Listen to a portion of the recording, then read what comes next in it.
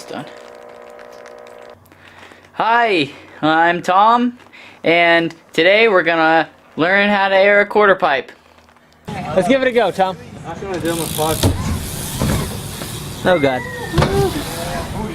If you're just starting to air a quarter pipe, you might want to start on something around 4 or 5 feet tall. That's like a pretty comfortable size, I feel like, and you might not be quite as scared to try to actually get above the coping for your first few times. A lot of the time people will think to air a quarter pipe high that you'll need to go really fast at the quarter, whenever that's just usually like half of it, because half of it is how hard that you pump the quarter. Because I've seen people, haul ass at a quarter pipe and only go 2 or 3 feet, but I've seen people go slower than that and go twice as high. It's just all about how you pump the quarter. So whenever you're first starting out, you might want to go fast enough to pretty much do like a fly out onto the deck, and like fast enough to where you could keep your feet on if you needed to, how you could just jump to the deck.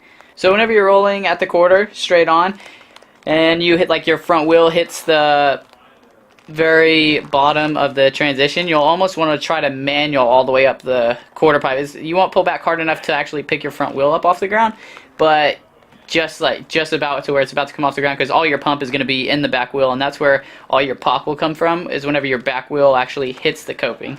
Because a lot of people, whenever they're going at a quarter to air it out, they'll like spin off their front wheel and their back wheel won't even touch the coping at all, and that's one of the most common things that I see go wrong whenever people are trying to air out.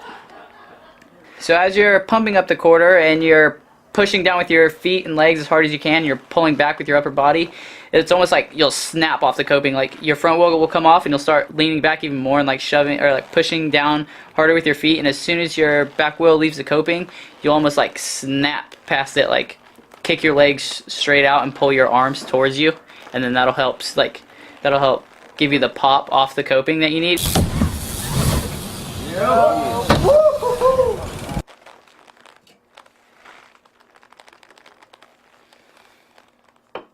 So whenever your back wheel leaves the coping, you'll want to look towards your inner shoulder and spot your landing. And you won't want to you don't want to be jerky about it. Like, you don't want to slam your head over. You just you want to be really graceful in the air and like really relaxed. So right whenever you come off the coping, casually. I was on a fucking roll, dude.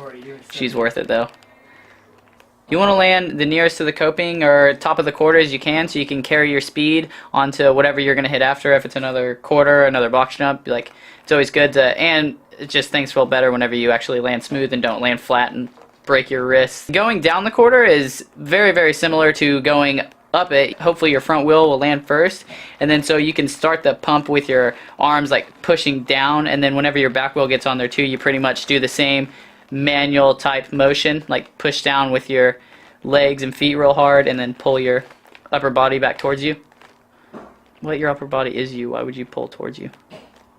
And once you get more comfortable with the whole, like, whenever your back wheel comes off the coping and you are popping into your airs, you'll be able to like work on staying loose, and so you can start moto whipping your airs and turning your bars, you start doing tricks, but that's a whole different how-to. Once you start airing the quarters, actually getting above the coping, you will come across two things usually: hanging up or going all the way to flat.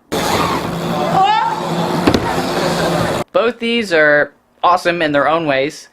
As soon as you leave the coping, you're going to know. You're going to know if you're going to land perfect, or if you're going to case, or you're going to land flat. And if you're going to case or land flat, either way, the best thing you could do is to straighten your legs and try to just set your back wheel down first, so you can decompress whatever, if you're going to case, you can decompress the deck and just try to suck it up. Because if you think you're going to case and you just tuck up in the air, whenever you do actually case, that'll just buck you over the bars. And if you're going to land all the way flat too and you're trying to decompress, you want to watch your teeth or anything around your crossbar, because I've seen a lot of people, whenever they're landing flat, they're trying to decompress, but they're just go stupid, I guess, and just headbutt their handlebars, and that never works out good. So you want to watch out for that. If you run more air pressure in your tires, it's going to make airing out a lot easier. I personally like riding a lot of air pressure in my tires, around 90, because that helps airing it out a lot. You don't have to pump near as hard to get a lot more out of it. If you run 40 pounds, while you're pumping up and down the quarter, it just you can feel it's very sluggish. Thanks for tuning in to my How to Air. I hope that it helped you out in some way. If you have any questions, you can just tweet me at the Aaron Ross.